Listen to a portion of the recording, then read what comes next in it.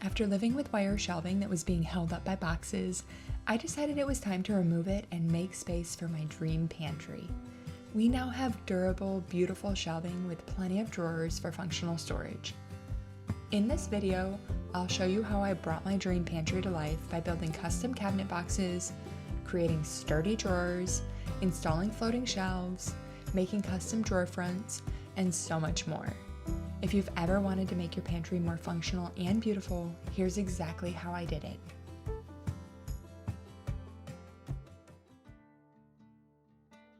The first step in this pantry renovation was removing the old, tired wire shelving. The shelves were held in place by several small clips secured to the drywall and studs. I tapped on the back of the shelving to loosen it from the clips and carefully removed everything from the room, trying to minimize damage to the walls. It was so satisfying to see all the shelving removed from the room. What wasn't so satisfying was seeing all the clips that remained behind. I removed each of the clips and quickly covered the holes they left with joint compound. In order to install my cabinet boxes flush with the wall, I needed to remove the baseboards. I started by scoring the caulk with a utility knife, then used a trim puller to pry the baseboards away from the wall.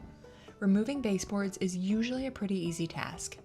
However, these had been installed before the flooring was put in, which meant I couldn't simply pry them away from the drywall. I either had to remove them vertically or cut them into sections. I used a small pry bar to lift the baseboards above the height of the flooring, which allowed me to then pry them away from the wall. Cabinets can be built so many different ways. For this pantry, I decided to first build a small platform for the cabinets to sit on. This is called the toe kick platform or a ladder base. Since our flooring is far from level, I thought it would be easiest to level the bases before installing the cabinets. I built the ladder base out of 2x4s and secured them together using construction screws, evenly spacing cross supports throughout the middle of the base. Once the base was leveled and secured to the studs, it was time to work on the cabinet boxes. I chose to build the boxes out of 3/4 inch birch plywood. I don't have an ideal table saw setup with an outfeed table, so I prefer to cut large pieces of plywood on the ground.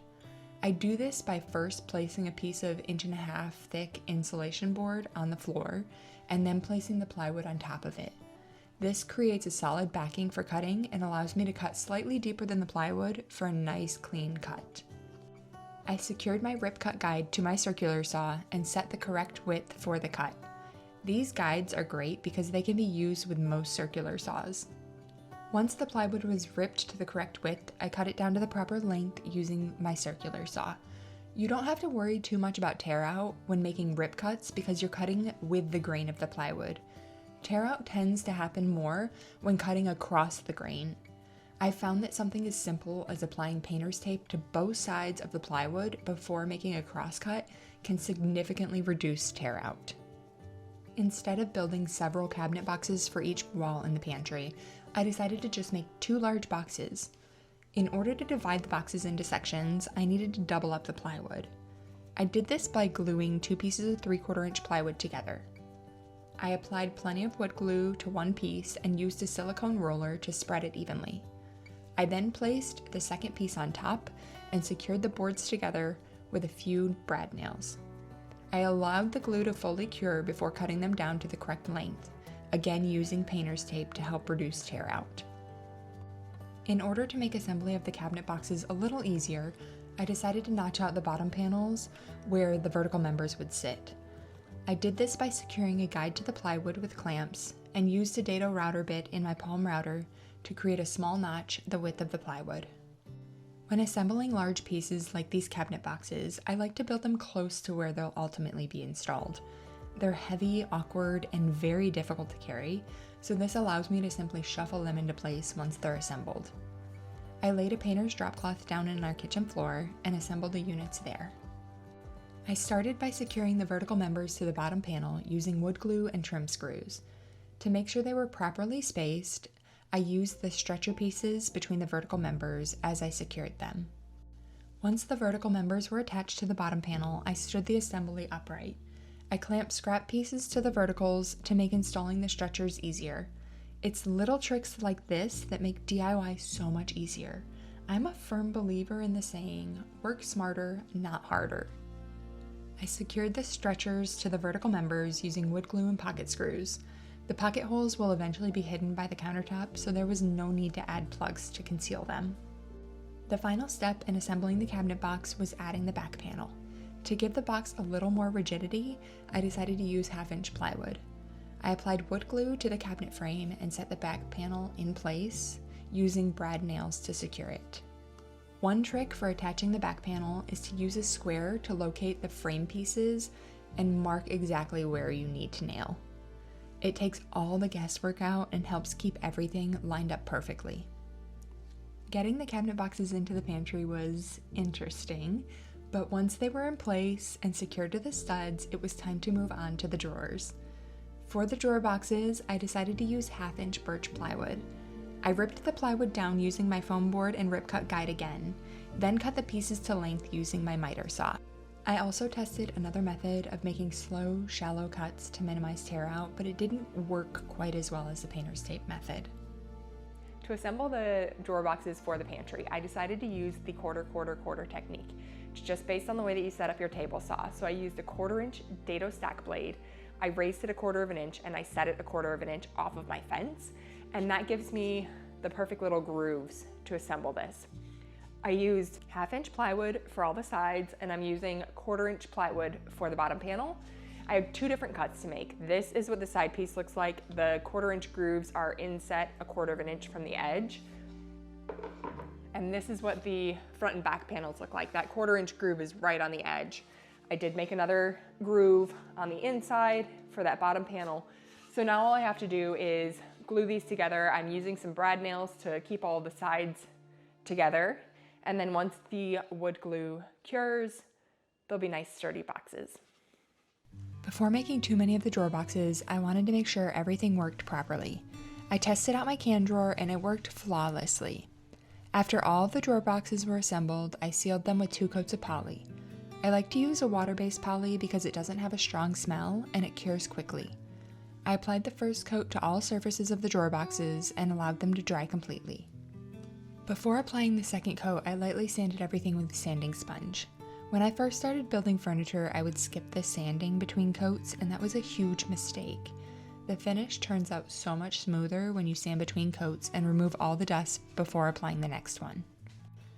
Now that the drawers were finished, it was time to install them. Installing drawer slides can feel intimidating, but a few simple tricks make the process so much easier.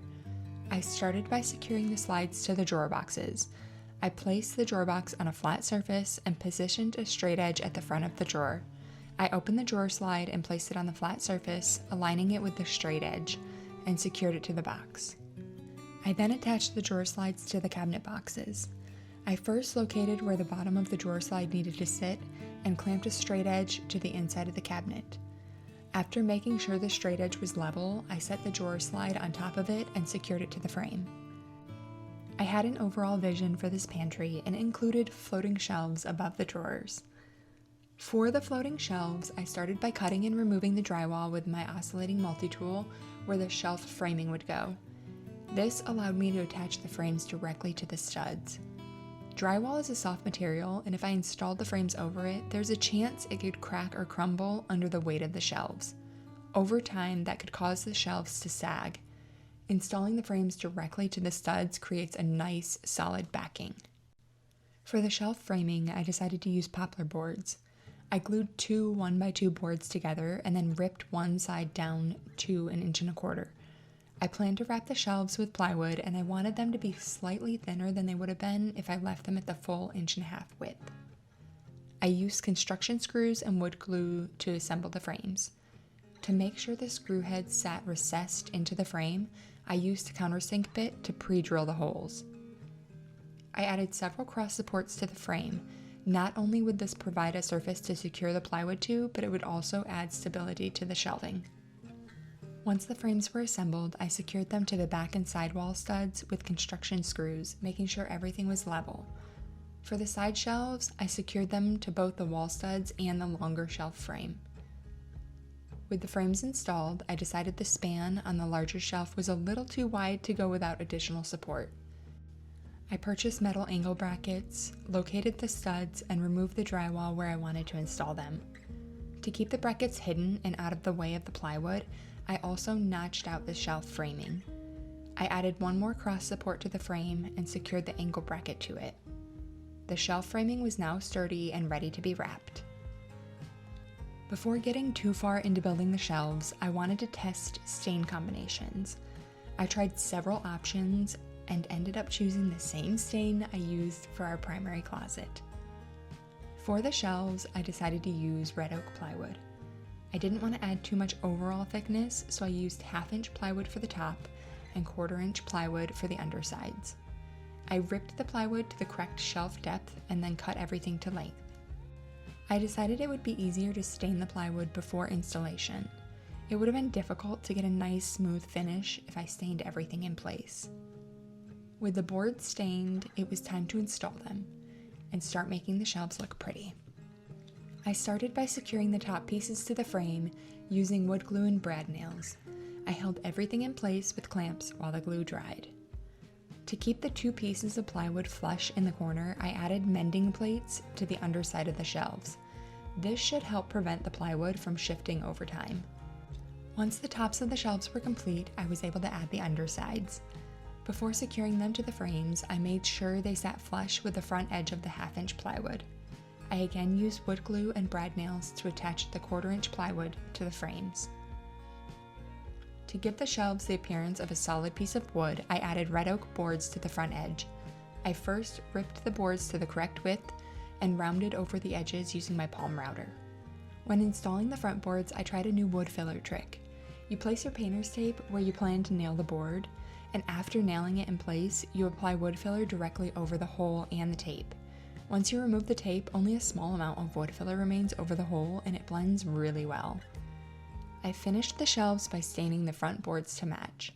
I then applied 2 coats of water-based poly and lightly sanded between coats. While the shelves technically could have been finished there, I had to take it one step further. I decided to add 1/2-inch plywood between the shelves. They already looked great, but adding the wood panels made them look even better. The shelves were finally done, and it was time to finish off the drawers. Before I could add the drawer fronts, I needed to install face frames on the cabinet boxes. I built the frames out of 1x2 red oak boards. To give them a seamless appearance, I assembled them using wood glue and pocket screws before attaching them to the cabinet boxes. In order to have a flat work surface to assemble the face frames, I placed my foam board on the driveway and assembled the frames on top of it.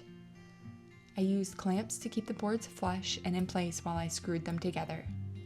I then stained and sealed both face frames before installing them in the pantry. To attach them to the cabinet boxes, I used wood glue and brad nails. The final piece of the pantry was the drawer fronts.